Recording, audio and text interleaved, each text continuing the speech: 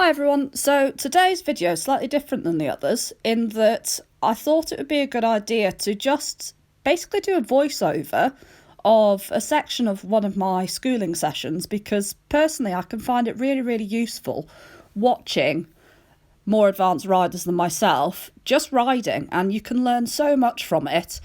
And I also thought it would be a good opportunity to kind of also show you some of my flaws as a rider, some of Carmen's weaknesses, because dressage is one of those things where we're all constantly seeking perfection, and through things like social media, all we see is everyone looking like they're doing amazing and having an amazing time and they're fantastic riders, and people very rarely show their flaws and what needs improvement.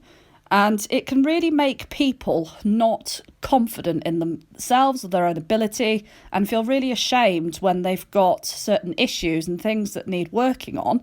So yeah, I thought this would be a good opportunity just to try and make things a little bit more realistic, really.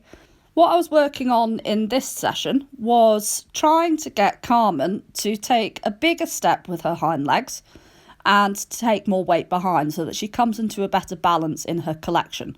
Because what she tends to go to, her kind of go-to evasion, is she gets tight through her body, she really shortens her neck back at me, and then because her whole spine and backbone gets tight and congested, she then really struggles to step under from behind. And this has been something that I've been working on with her for a long time now. You tend to find horses always have their kind of go-to thing, that if they find something difficult, they revert back to that. And that will always be there from starting at intro level all the way up to Grand Prix. And you just need to, it will get better obviously over time, but it's a case of just constantly working through it, and you'll probably find, oh, hang on, today it doesn't feel like it's there at all. And then you start teaching something new, and then whatever their go-to thing is comes back again. And so as I say, with Carmen, her main thing is she gets tight through her back, her front legs start taking off with her like there's no tomorrow, and then the hind legs start jumping up and down and she doesn't step through properly. So what I was working on in this section was using the shoulder in to try and help her to become more supple and to encourage her to take a bigger step with her inside hind leg and take more weight on her outside hind leg, because the way that the canter stride works is it's the outside hind leg which really needs to take the weight of the horse's body, and the inside hind leg which needs to really step through and under their bodies. So I've just done the left rein. She's definitely straighter, she's softer, she's looser on the left rein. And I'm now coming on to the worst rein, which is her right lead, because she's weaker down her left hind.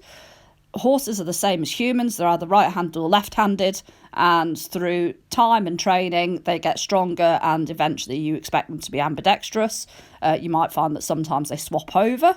As long as your training is going well, you tend to find that they do actually swap over which side they are stronger on. So she used to be better on the right, she's now better on the left, so then obviously I need to come back and start working more on her right side. So here I'm just trying to ride a shoulder in, and you can see she gets tight and clunky, and then there we go, she just tried to change in front because she said, Mom, I can't do that, it's too difficult. So I've brought her back to walk. She anticipated me asking for canter there, and I said, no, I didn't want canter, just relax. Came back to walk, and then because I wasn't feeling that she was thinking forwards enough there, instead of thinking, okay, I'm just going to insist that she does a walk to canter and she's got to do it, I let her take a couple trot strides there into the canter just to get her thinking forwards again, because collection's one of those things you've got to feel that the horse wants to take you forwards. Although it is, in inverted commas, slower than working or extended or medium paces, you should always feel that the hind leg almost speeds up and gets quicker, so that the hind leg is catching up with the front legs as opposed to the whole movement is slowing down.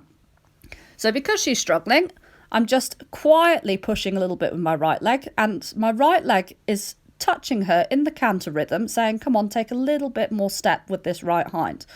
So here, shoulder in down the centre line.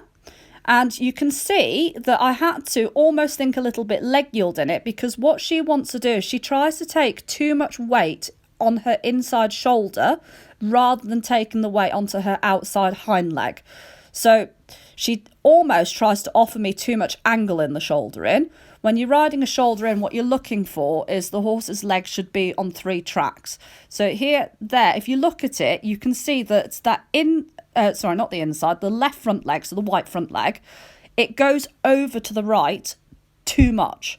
So that she ends up drawing 4 tracks, and she's doing that because she's offering too much angle, and she's offering too much angle because instead of lifting through that right shoulder, she's trying to put weight onto it. So it's just a case of really riding through it and trying to strengthen the left hind leg up. And a bit like us going to the gym, you need to do weights, you need to do exercises to try and strengthen your muscles up. And that's basically what schooling is. It's like taking your horse to the gym. So I just did a 20-metre circle there just to say, come on, still think forwards, and then came back down the centre line. You can see I'm not on the centre line at all. Basically, C was over to my left. I was very much over to the right, so that was completely and utterly rubbish. So again, I'm not going to beat myself up over it. I'm just going to repeat it. It's practice. And this is why I find filming yourself so useful, because you can really see your flaws. And that one, although it wasn't perfect, was a little bit better, which is why she got a pat. It felt looser. She didn't lose the rhythm so much in it. And you can see that she's starting to try and lengthen her neck out more, and she's taking a longer stride and looking less clunky. The clunkiness is still coming back in a little bit there. So here I'm just going back to just a basic exaggerated half halt, just to say, right, can I collect off my seat? Then can I go forwards off my seat? And then can I come back? And you can see that there she happily went forward, stayed loose. But then as I tried to collect her, she shortened her neck up again at me.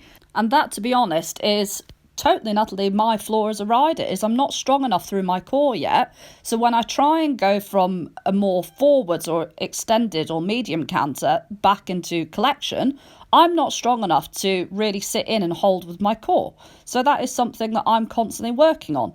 So here, back down the centre line, I'm seeing if I can ride her straighter.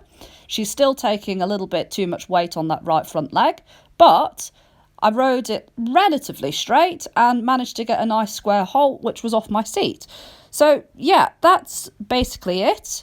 Looking at this, I think that what I probably need to do a little bit more is maybe try and do some travers down the centre line on this right rein, just to try and help her to take the weight more over to the left through those shoulders, and to try and get that left hind pushing more through.